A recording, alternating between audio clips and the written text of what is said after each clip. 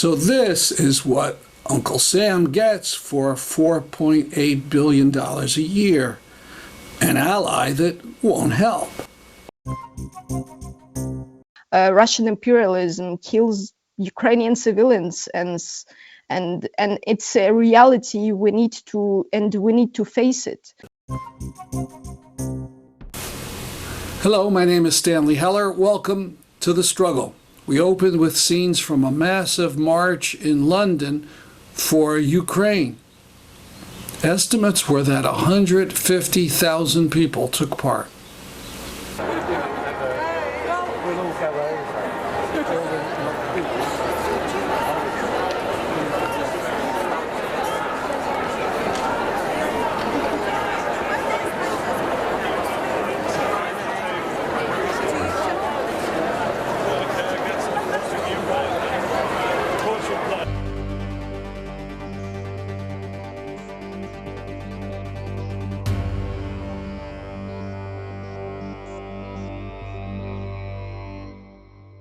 Pathetically, the large British peace group Stop the War did not take part in this march. The campist left, of which Stop the War is a part, did not think Putin would invade. They were sure of it. When he did, they did call for Russian troops to leave, but they spent most of their time dreaming up concessions for Ukrainians to make for a peace agreement. The Ukrainian Solidarity Campaign banner stood out. People from countries occupied or threatened by Russia and China took part.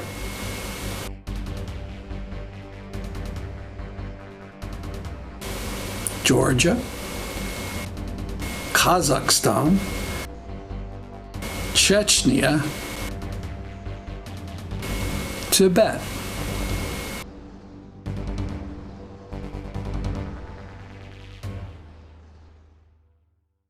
We record before the New Haven, Connecticut march in solidarity with Ukraine.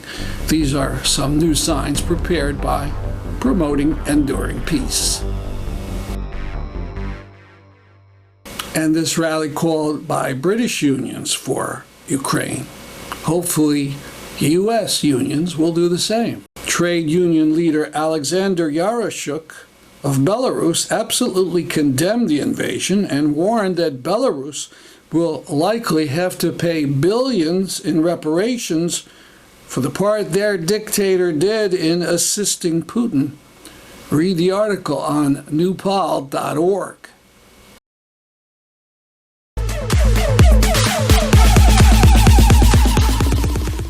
We'll come back to Ukraine later in the program. There's been many killings of civilians recently in the area controlled by Israeli apartheid. 8 Israelis were killed in just the last week or so. Certainly, these random killings of civilians has to be condemned. Just realize that it's not one-sided.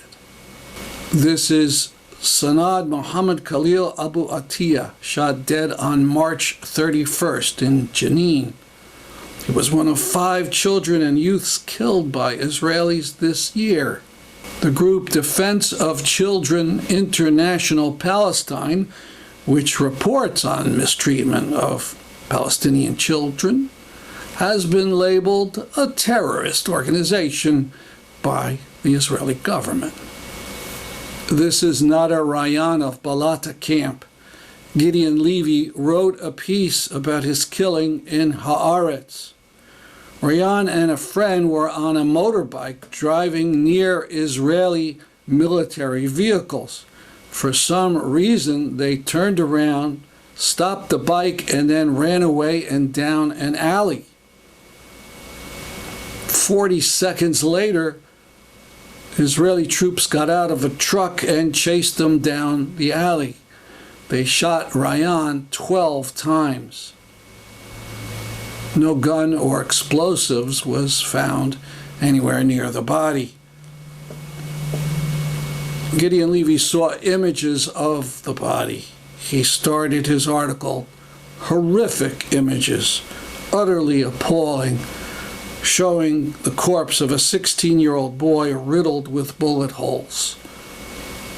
Levy wrote, "Border police shot him with pathological madness." The Israeli army claims it used Ruger rifle fire to shoot at terrorists who were attacking. These are still photos from the 90 seconds of video Haaretz was able to obtain. This is the two youths on a motorbike. Here they stop and start running. There was absolutely no attack by these youths on Israeli vehicles in the video. Here the soldiers go after them. Levy asks, even if all the soldiers' charges are true, why didn't they stop after one shot? Why did they kill him and shred his body with bullets?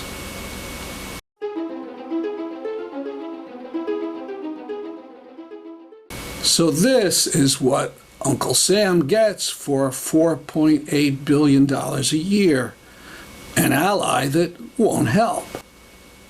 We're constantly told that Israel is the dearest ally of the United States. But as the U.S. is at war with Russia, dear ally Israel is neutral. It won't help Ukraine with defensive or offensive weapons, nor make any sanctions against Russia. Some of the Russian oligarchs have been allowed to come to Israel. The explanation is that Israel and Russia are cooperating over Syria. Russia allows Israel to bomb Iranian forces there. So Israel is paying Russia back by being neutral. The Israeli apartheid government, our dearest ally.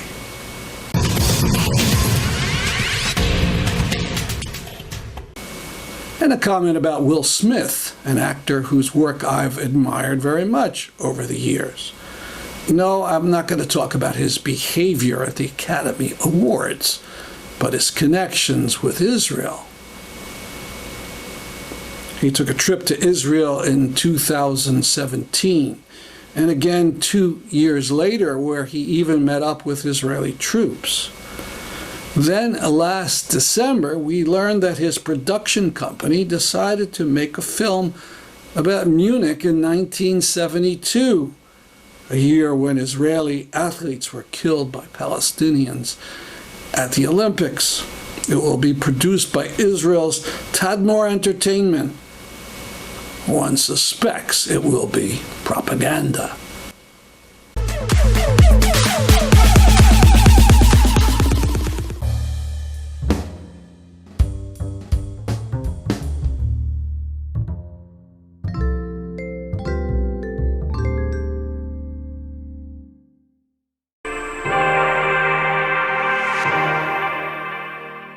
We'll conclude with portions of a panel that took place in March talking about Ukraine. First, we'll hear from Hanna Perekhoda. She's from Donetsk, but currently is in Switzerland studying for her degree. Russian imperialism kills Ukrainian civilians, and it's a reality we need to face it. This is actually now an imperialism driven by the resentment of a fallen empire.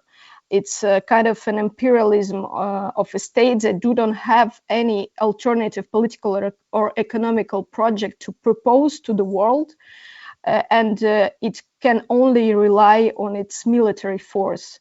So this is also an imperialism convinced of defending a conservative vision of the world, refuting any democratic ideas, and any attempt of democratic change is something Putin destroys every time without mercy, not only in Ukraine, but also in Georgia, Belarus, Kazakhstan, in Syria, and in other countries.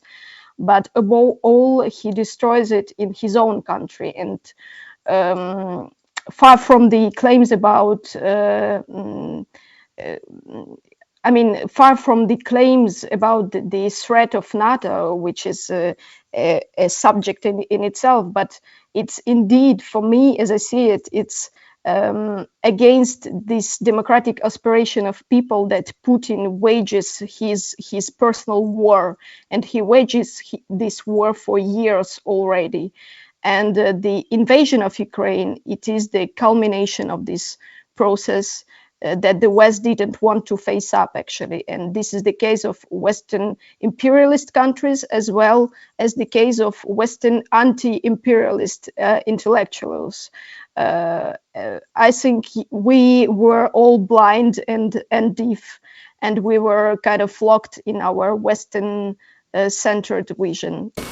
Now, Dennis Pilash, a leftist and political scientist speaking from Kyiv, is a member of the social movement, Socialny Ruch, a democratic socialist organization.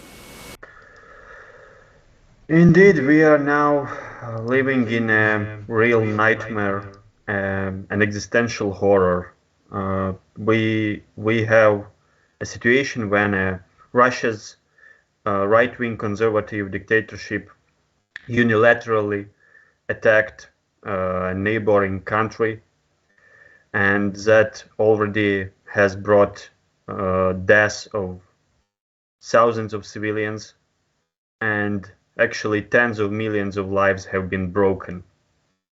So many people were they had to flee to another place. It's not just that 1.5 million Ukrainians who left the country, but also many more who are now scattered throughout the safer regions in Ukraine. But many also had no option. They couldn't leave, and they are now. Many of these people are our close friends, the people whom we care and love. Who are now under the shellings and airstrikes of Russian military in Kiev, in Kharkiv, in other cities. Many couldn't leave because they have their elder relatives, because they have their different health issues, because they have their pets, and so on and so on.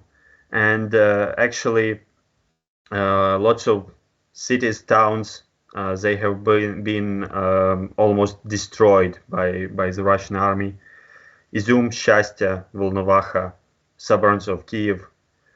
And actually, there is another side of this aggression, of Putin's aggression, is that he didn't expect and the circles whom he represents, they didn't expect such enormous resistance by both the Ukrainian armed forces and by the local population alike. When people, common people, mainly working class people, both Ukrainian, Russian-speaking, or from some another ethnic communities as well. You could see these videos of people in Kherson, in Melitopol, in Berdyansk, in Enerhodar, that's the city with nuclear power plant, in Karyukivka, and a lot of them that are defying the Russian military, that are even stopping Russian armed vehicles with their bare hands, and who are not afraid of standing up to armed occupiers. And that's a situation when actually this, what Hanna has previously described, this Putinist narrative that if you listen to his warmongering speeches, he often invokes the socialist revolution, Bolsheviks, Lenin personally, as culprits of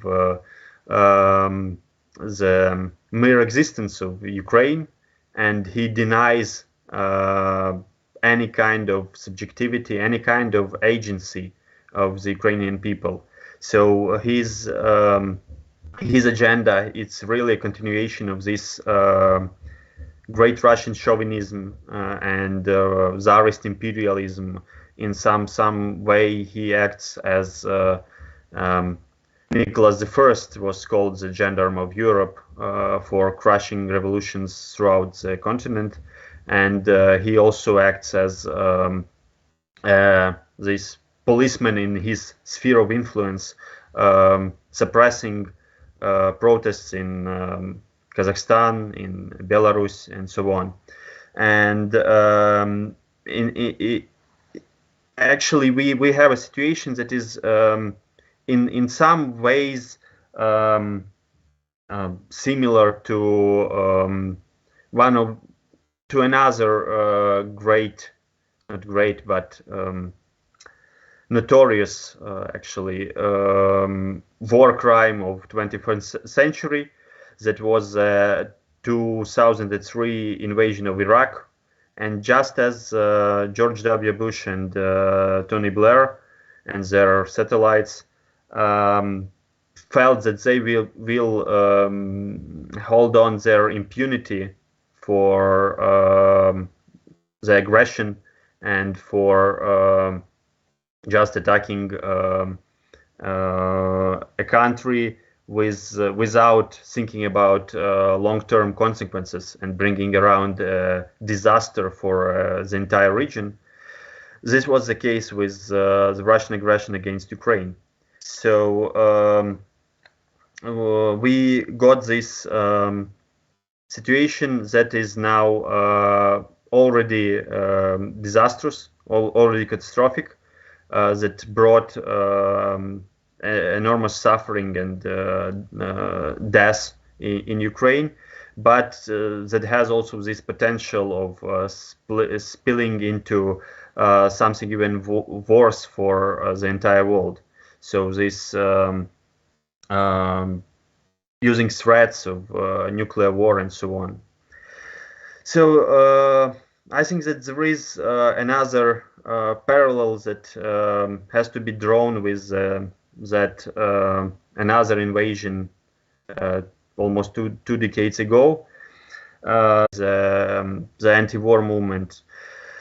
So first of all, it's about the aid in supporting Ukrainian resistance and Ukrainian people, humanitarian aid, humanitarian supplies, medicine, and so on, and also supporting Ukrainians who many of them we are now doing like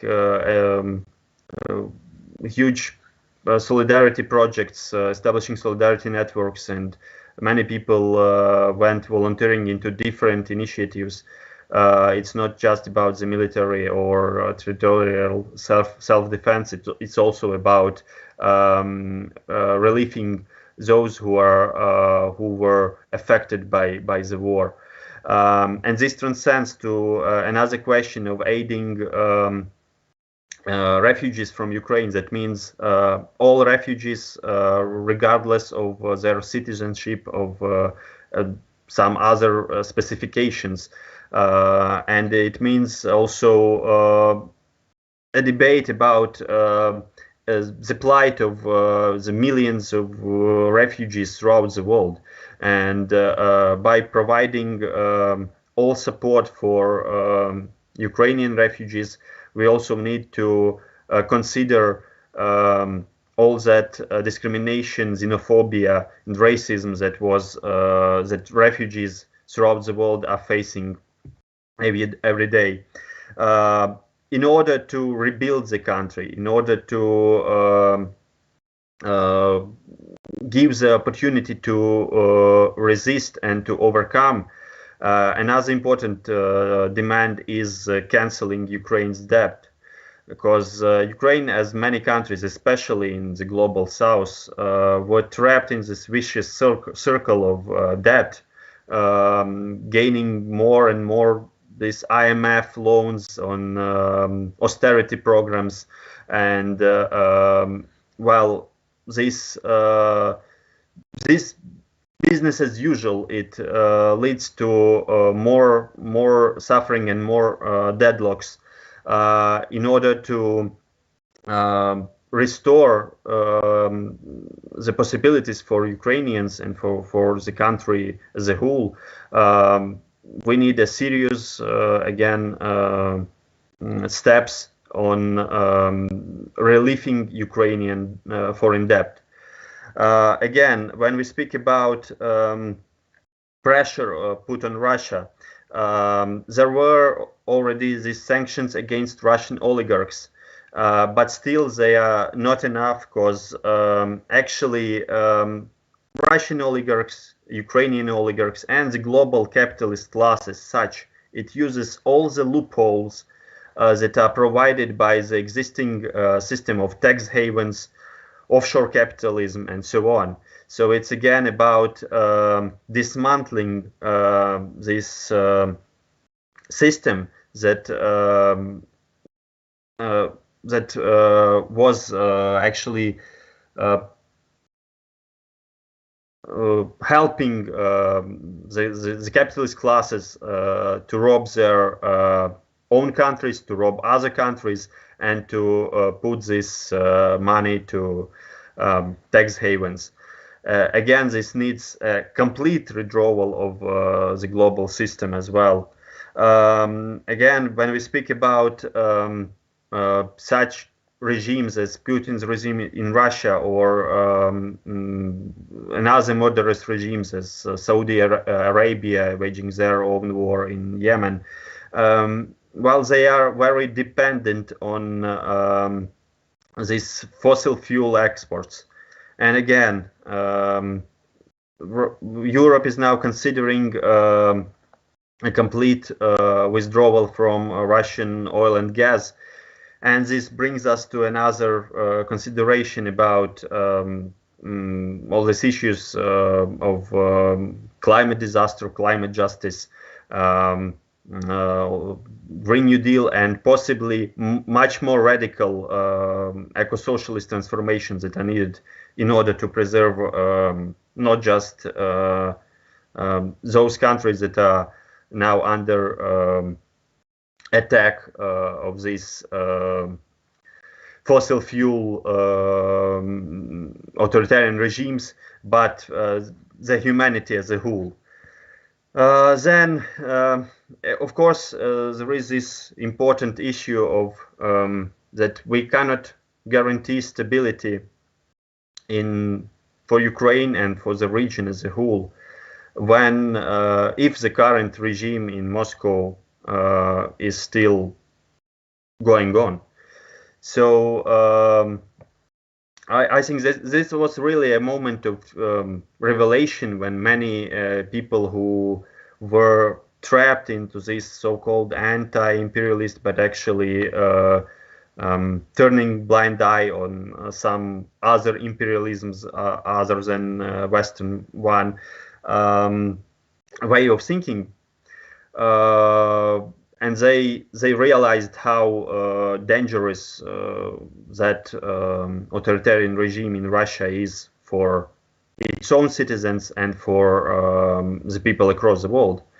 However, probably it was too late, but still now we need to put all political pressure on Russian regime, and of course to overthrow it, it's a task for the Russians themselves. And I must say that though I was sure in my comrades in Russia, who are most of them from socialist, anarchist, or democratic milieu, who were protesting since the first days in the streets, and many of them were among these thousands who were arrested. However, they themselves are very pessimistic. They are very skeptical, and they say that though there is no mass enthusiasm about this another Putin's war.